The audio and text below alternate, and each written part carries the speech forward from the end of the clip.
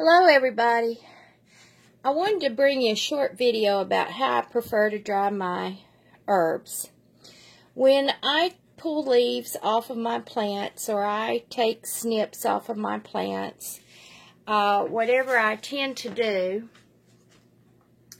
I prefer to use a brown paper bag to dry them. And I was just grinding my mullein leaves, and I forgot to show y'all how beautiful they were before I ground them. But these were quite a few mullein leaves, and I have ground them up now so that I can use them to make tea. And I like them in this ground, fluffy consistency, because what I do is I pack them in my little tea bags and I make tea out of them. Now there are other ways to use it. However you feel is best for you, that's fine. I prefer to use my mullein in teas. I do have enough plants now, little small first-year plants, that I can pull small leaves from around the outside, that if I want to fix fresh tea or eat the leaves fresh, I have enough plants now that I can do that.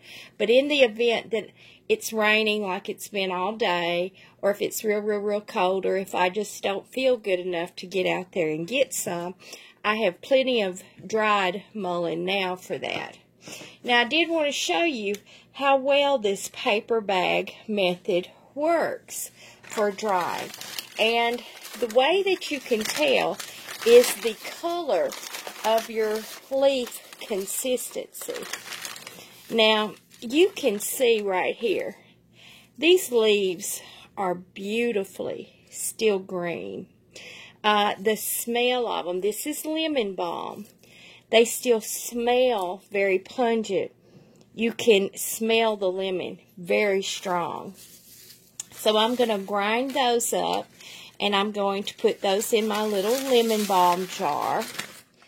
I have also my goldenrod.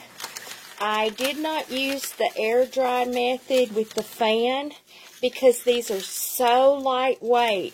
They were blowing all over the place. But they are sufficiently dry. But I want you to see, when I put them in the bag, what a beautiful golden color has still remained in drying them in this bag method. So when I get ready to crush them up, or if I just want to use little individual sprigs, if I want to drop this down in some hot water or pour some hot water over it to have some tea, it's going to be beautiful as well as healthy. And my sage, I've cut some sage off. Now sage is a spindly looking plant anyway, but it is perfectly dried, and the aroma is so rich in this. As soon as I pull it out of the bag, you can smell it. And I even had some Verosa from the little sprouts that I had pulled. Look how beautifully green that still is from when I pulled it about a month ago. So I wanted to show you, yes, I have these little brown bags all over my kitchen, and they do fold flat easy. What I do is I just fold them, and then I'll just stack them on top of each other and fold them out fairly flat like that, and then I'll fold them over like that, and I'll put one of those little binder clip thingies on it, or a clothespin on it, and I'll just set them over in a hot corner of my kitchen to dry out. But in this bag is some more Verosa leaves. Now, no, these are Cereola leaves, and you can tell because of the little, look, the little prickles on the back. So these are my Cereola leaves that I have right here. So this is a wonderful, easy method to dry. And you just fold them down and clip like that. This is a few little mullein blooms I had left. I'm going to put those over into my mullein bloom jar. But then what I do is once I get them into my jar, I put just a regular coffee filter over the top like that. And then I screw the ring back on top of this. So this keeps it dry. This keeps anything out of it. But with herbs, you don't want moisture to get to it. So this always gives it a way to keep air circulating around it. And I've had wonderful success with this.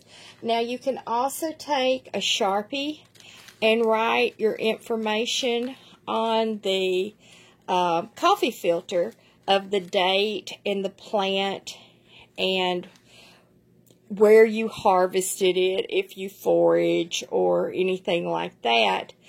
All of these things, except for the goldenrod, came right out of my yard.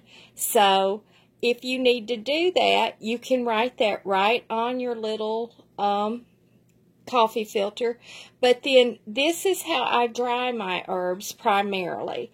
Now, when I have the big batch of leaves like I had with the Verosa when I was harvesting so much, yes, laying them out on a sheet across a bed with the fan on low, that was the best method for that. But a slow air dry method retains more of the chemical components into the plant so that you're getting your maximum health benefit from the herbs that you are using.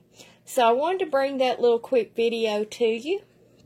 And I hope y'all are harvesting some herbs in your own gardens. Remember, there's a lot of culinary herbs that are medicinal that you can order, you can grow for yourself in your home gardens. Rosemary, thyme, basil, those usual ones are very, very, very medicinal plants. So go out and start growing those in your yard, and you can still forage the wild things because we do need to eat the wild things. So until next time, have a good evening.